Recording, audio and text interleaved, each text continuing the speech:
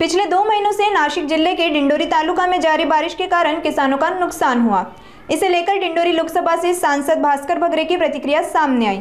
आज नासिक में मीडिया से बात करते हुए भगरे ने डिंडोरी तालुका में गीला सूखा घोषित करने की मांग की। यावर्षी मे महिन्याच्या सुरुवातीपासून तर आजपर्यंत तालुक्यामध्ये किंवा मतदारसंघामध्ये मे महिन्यामध्ये अवकाळी पाऊस आला आणि त्यानंतर मोसमी पाऊस आपल्याकडे सुरू झाला आणि त्यामुळे मे महिन्यामध्ये जी मशागतीची कामं पेरणीसाठी म्हणजे खरीपाच्या हंगामाची पूर्वतयारी करण्याची जी कामं करायची होती ती करता आली नाही। त्याचबरोबर भाताचा असेल, वरईचा असेल, ही जी रोपं टाकलेली होती ती रोपं पूर्णपणे नष्ट होऊन गेली।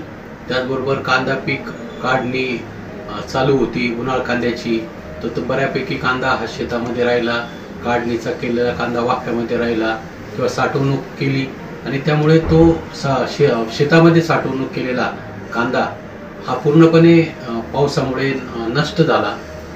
आणि त्यामुळे आज जर आपण बघितलं तर खरीपाचा सीझन जी मृग नक्षत्रामध्ये ज्या गोष्टी करणं अपेक्षित असतं त्या खरीपाच्या कोणत्याही गोष्टी शेतकऱ्यांना करता येऊ न शकल्यामुळे शेतकऱ्याचा खरीपाचा हंगाम हा पूर्णपणे संपल्यात जमा आहे। आणि म्हणून माझी शासनाकडे विनंती की शेतकरी खऱ्या अर्थानं जर वाचवायचा असेल तर त्यासाठी ओला दुष्काळ जाहीर करून शेतकऱ्यांना मदत करणं गरजेचं आहे, अशी मी राज्य शासनाला, केंद्र सरकारला या निमित्ताने विनंती करतो।